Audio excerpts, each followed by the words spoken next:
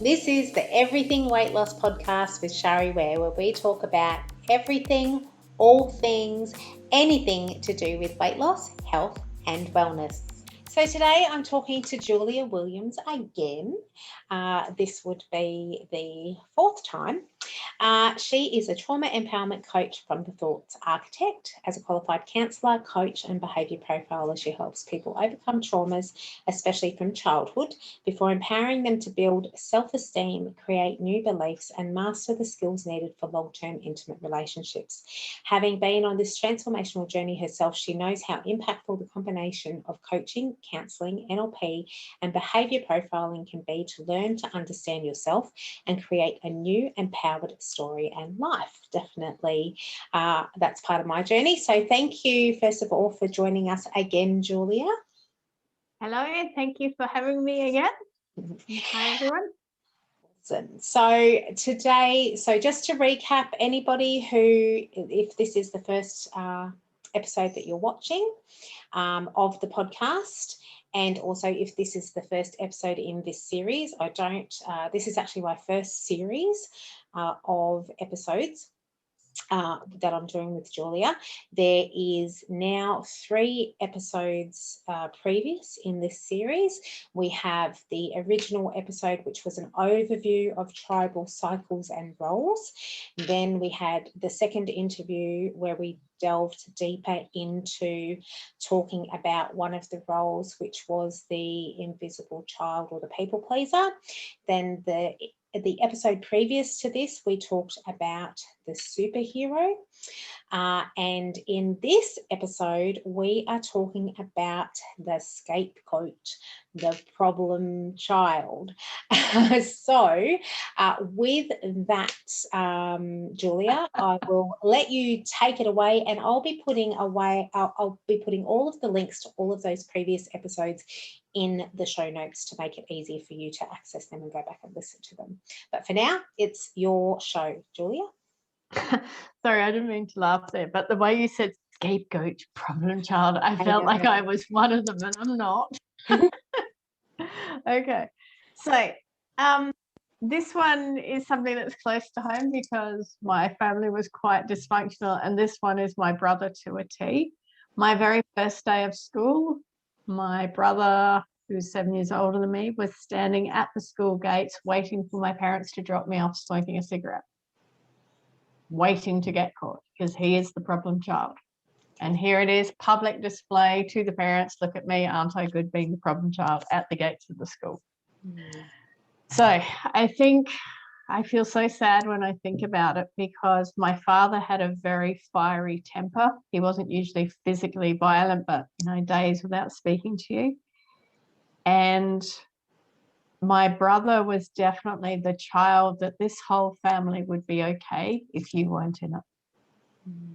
And like to grow up believing this family would be cool if you weren't here. And I don't know how many times my brother ran away. Doesn't that just break your heart? The little boy, he would have been 12 years old, and already he knew that he was just, everything in our family was his fault. Yeah.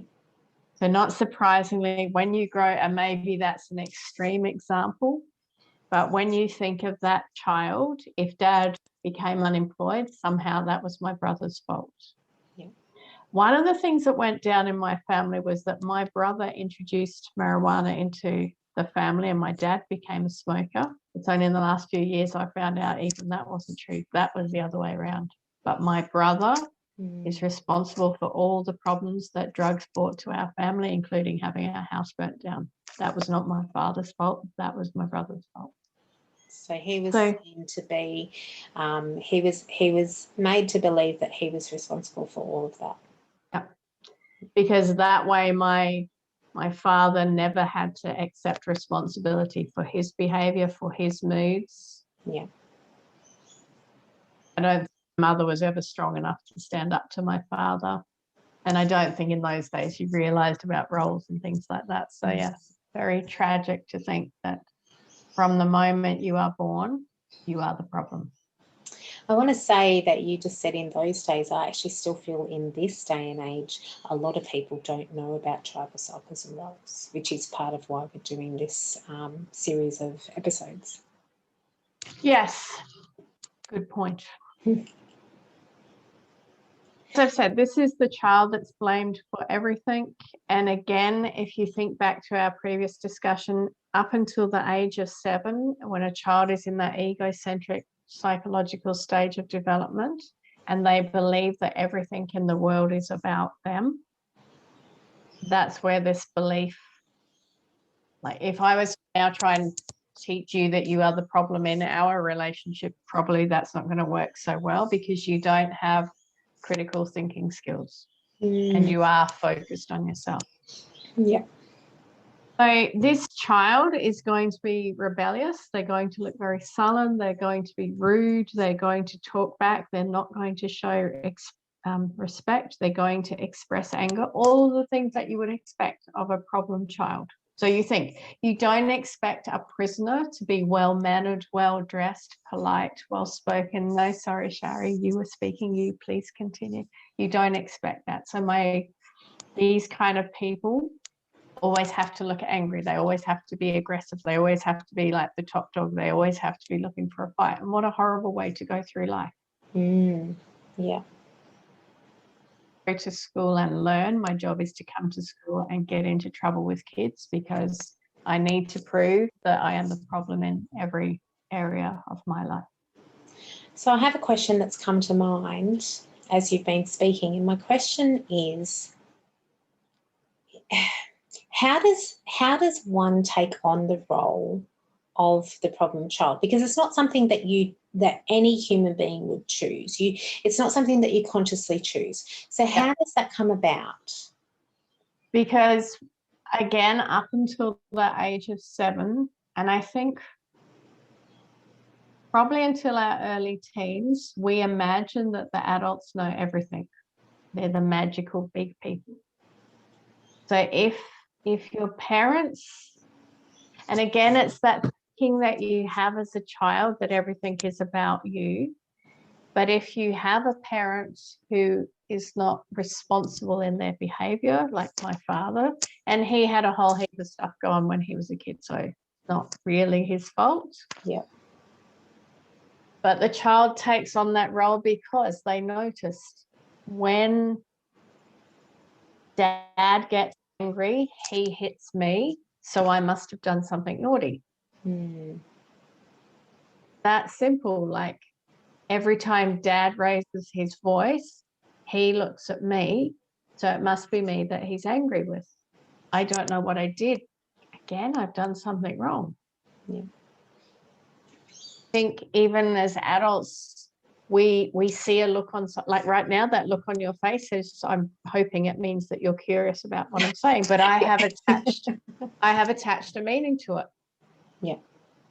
As a child with no ability to think critically, when I see that angry face and I see you as a parent looking at me, obviously I've done something naughty. Which is very interesting because the look on my face is actually just me thinking about what you're saying and processing it. Yep. But exactly. You attached a meaning to it as a child. And another meaning that I've just realized that I've had, there's a 7-year gap between me and my brother. So my thinking is one of us is the unwanted child. So my brother, I presume that was me, but my brother has probably presumed that's him because of the way that him and my dad get along. So to grow up thinking you're an unplanned pregnancy and unwanted. Yeah. No wonder there's problems in this family, because if you hadn't come along, we were never going to have children. We could have traveled the world and done what we wanted to do. Yeah. Yeah. As you say, it's just a little look, a little gesture, a little thing that happens, and there is a part of your brain called the reticular activating system. Thank you. RAS. And that actually programs you. So once I start noticing that every time dad looks at me and he has that face, he must be angry with me. Now my brain will start searching for evidence that that is true. Yeah.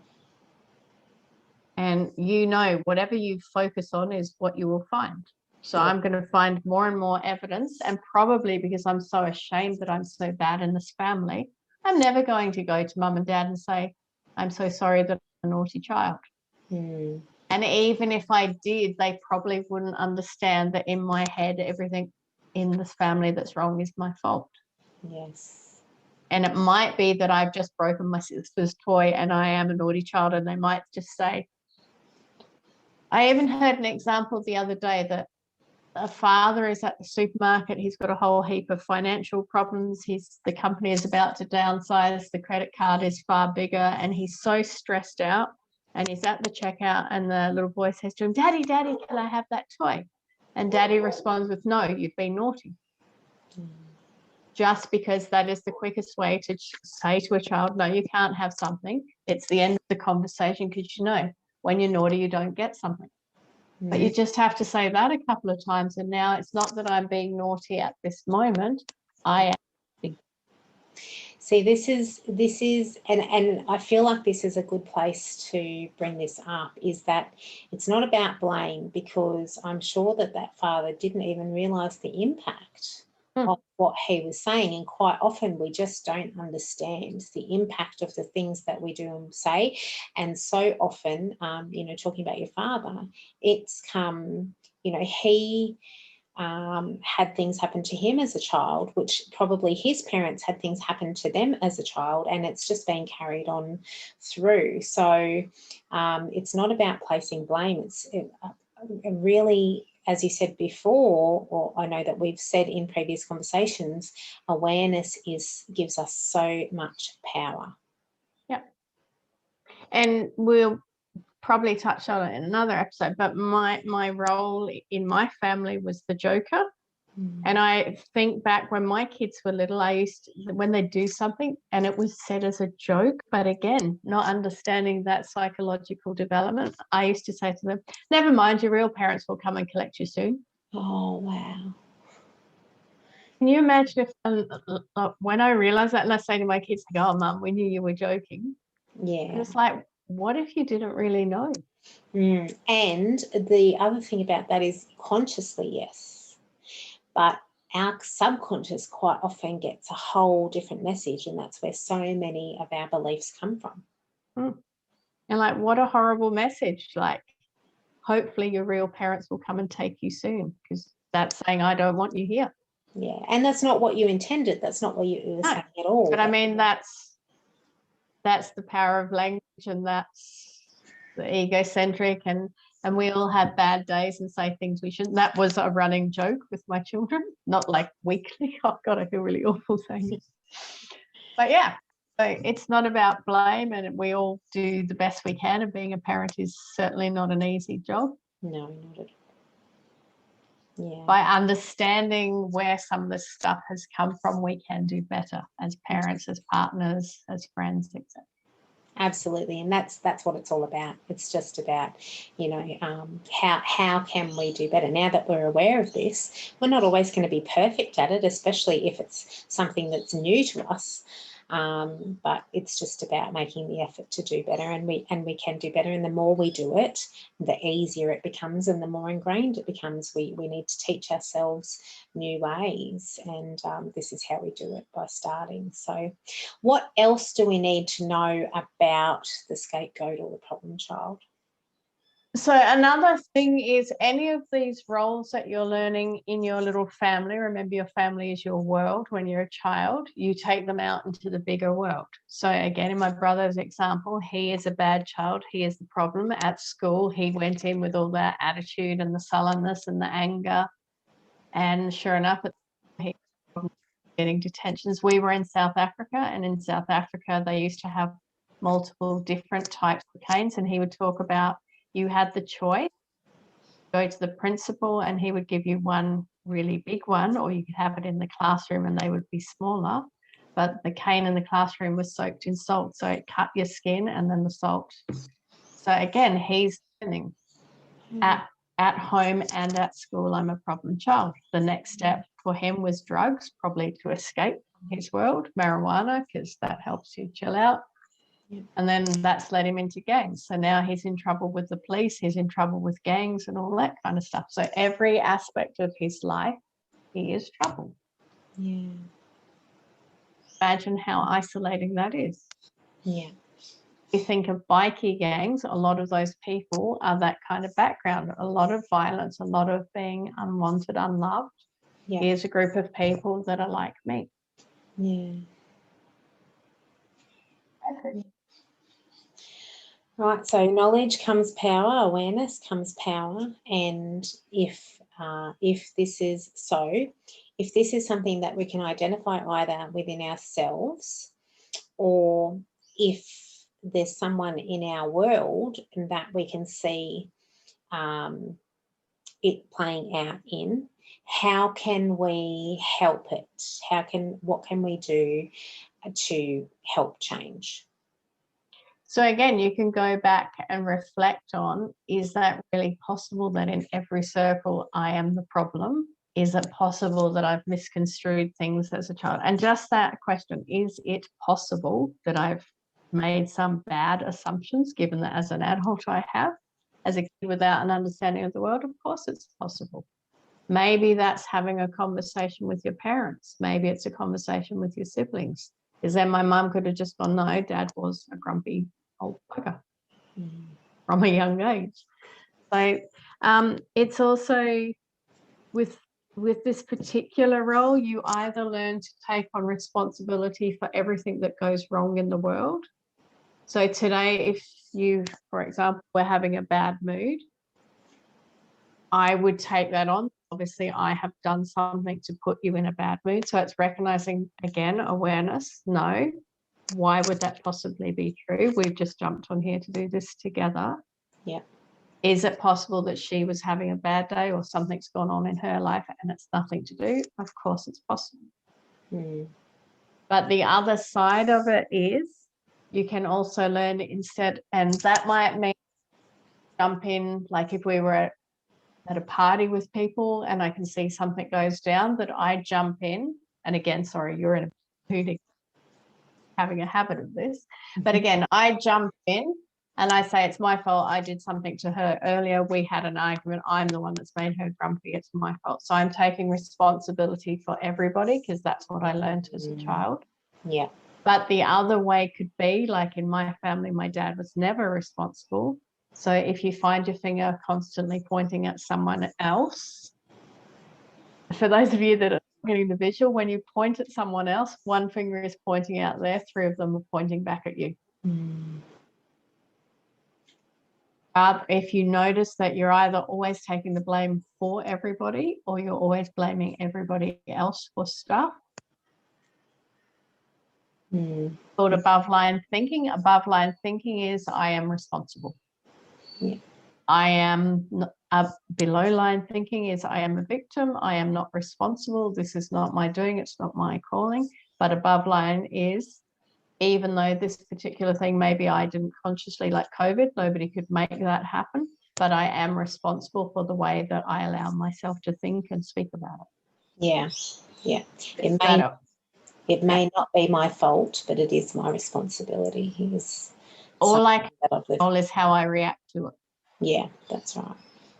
I want to do that in a responsible way and go, hey, let's just say I'm 100% responsible for, if I've made you upset today, I am so sorry. That was not my intention. How can I make it up to you? That gives you, and again, it's communication, because maybe you go, what? You haven't made me upset. Like, what are you talking nothing about? to do with you. Yeah. It was something else that happened earlier in the day. Yeah. But again, that's reaffirming, like, see, that's another piece of evidence for that reticular activating system to go, no, it's not all about you. Other people can have a bad day and be grumpy without you doing anything. Yeah, definitely. Awesome. Okay, so before we finish this episode, is there anything that we haven't covered in regards to the scapegoat or the problem child? I think this one, for me, I think it would be the hardest role as a child. And again, in one of the previous episodes, you asked about if you have children. So if you have a child who seems to constantly be feeling hurt and betrayed and rejected, misunderstood, hopeless, afraid to trust anyone, you need to sit down with them and talk to them. What's going on? And in that gentle kind of like way, like, what's going on? I notice you're angry a lot of the time. Can we talk about that? Yeah. Even just by that, probably that child's going to say no, because like, what's this weird game you're playing? My parents know that I am the problem with everything, so why would you even say that? But if you keep softly approaching it like that and talking about, you know, these are ways to express anger, blah, blah, blah, and maybe starting to really notice, like, and praise the child publicly, like, that is awesome. I love how you help out around the house. I don't know what I would do without you. So that reverse kind of psychology that I think maybe you're in this role. So I have to show you that, no, we don't think you are a problem. We think you are awesome. Yeah. Thank God you came into our lives. Where would we be without you? Because it might not have been something that was done deliberately. It could just be something that was quite innocent, that started that started that child in that role. So by doing the reverse and constantly praising them, once you realise, oh, hey, I feel like they could be playing out that role, then you're going to help to reverse it. Is that what you're saying? Yeah. Yeah. Because while you're looking for evidence that you're the problem, I'm going to be providing evidence that you are my pride and joy. And again, cognitive dissonance, you can't have two competing ideas. So I can't be your pride and joy and be your problem. Yeah. So if this one suddenly starts to outweigh, then I know, like, okay, maybe that one wasn't true anymore. And at some point, they would probably be more open to having a conversation with you about what they were feeling. If in the beginning they're not open to having that conversation, once they get that message more and more that they are actually a loved part of the family, or a valuable part of the family, then they'll start to talk more about things that they may have been feeling before. And I think maybe, as you're saying that, one of the things to do would be to have regular family time where you talk about feelings. Because again, we still see, for example, anger as a negative emotion. So if we talk about, hey, at work yesterday this thing happened and I noticed I got really angry and blah, blah, blah. So you're normalizing all these emotions for kids. And because we're not just talking about the ones that we see as the positive emotions, all of them are okay to have, all of them are okay to express. It's okay to talk about all of them. Hey, when you're angry, how do you express it? How do you get it out of your body? I like to go for a run. I like to lie on my bed and like out of my body. I like to listen to music. I like to draw. But that way you're encouraging people to talk about what you are feeling, normalizing that we all have all of those feelings, and also talking about when you have that feeling, what do you do with it and who could you talk to? Definitely. And I think puberty as well is a really hard time. Making nothing shameful, I think that's a large part of it too, because I think that for me, anything you don't talk about in your family is a secret, and anything that's a secret that your family doesn't talk about, it must be a bad thing. Yeah. Being open and honest and vulnerable, again, especially as a parent, it can be being vulnerable. And I suppose in front of your children, quite often you don't want to seem like you're vulnerable. Yeah, and I think that's a mistake that we make, that we protect our children from things like conflicts. So again, from this particular role, if mum and dad have had an argument last night and the child is unaware of that, and this morning mum and dad are a bit fragile, that kid's thinking to themselves, I've done something again. Whereas if the conversation, if your family has open communication, you can say, hey, mummy and daddy are a bit funny today because last night we had a little bit of a disagreement and we hurt each other's feelings, and we both had to say we're sorry to each other. And modeling, like, conflict is part of life and anger is part of life. Like, don't make it a secret. Yeah, I guess. Talk about it. And again, I can't then presume that it's me that's done something wrong and that's why you two are angry, because you two have owned it and said, we had an argument last night. We still love each other. We're not going to leave each other. It's okay. Yeah. But we might be a little bit funny today. And to be aware that they see everything. And if we don't give them the meaning that's behind it, they're going to attach their own meaning without us even realizing. And it's quite often going to be the wrong meaning. Yeah. Like, how many times have you got some sort of medical condition going on and you Google it and all of a sudden you're dying with cancer and you've got 3 weeks to live and you haven't even booked the doctor's appointment? And with the kids' magical thinking, like, they're going to be far more capable of coming up with bad stories than us. Yeah. So it's about modelling, because once again, they see everything. So we need to model, and that's how they learn.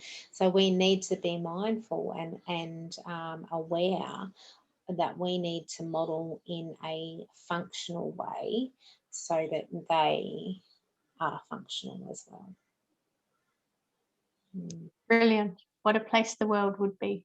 Yeah. Once again, it's not about perfection. It's about just going progress. That's right. Every day is a little bit better.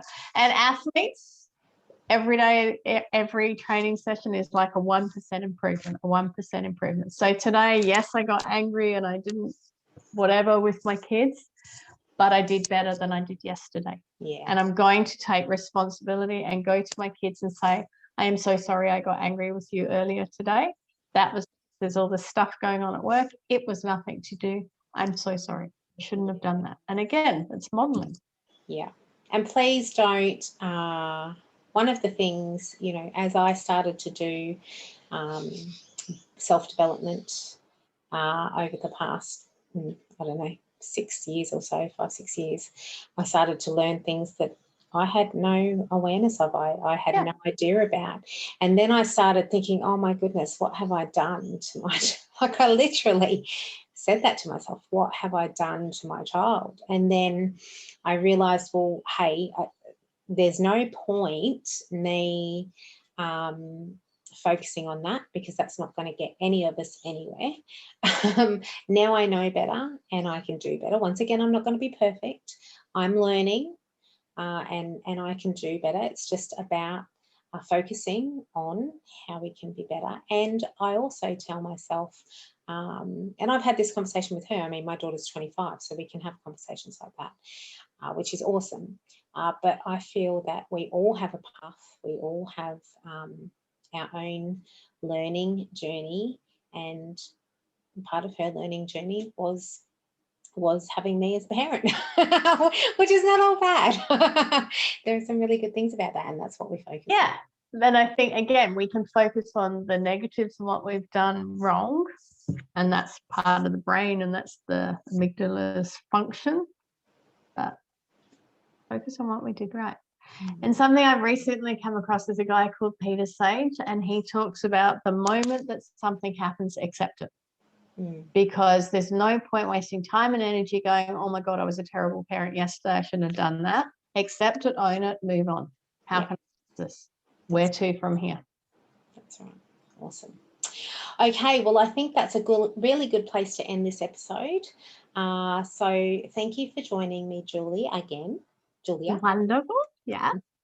I really enjoyed it. Thank you. Yeah, me too. I'm learning lots, which is one of the benefits of doing a podcast, is that I learn as well, which is just awesome.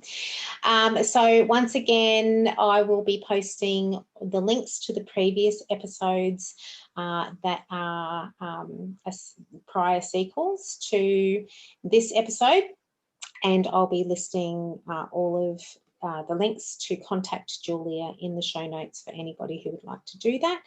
And we'll see you all on the next episode.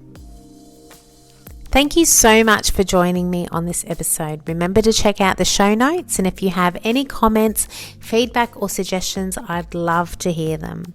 If you've received value from this podcast, make sure to subscribe, and I'd love you to rate and review the show. Have a fabulous day.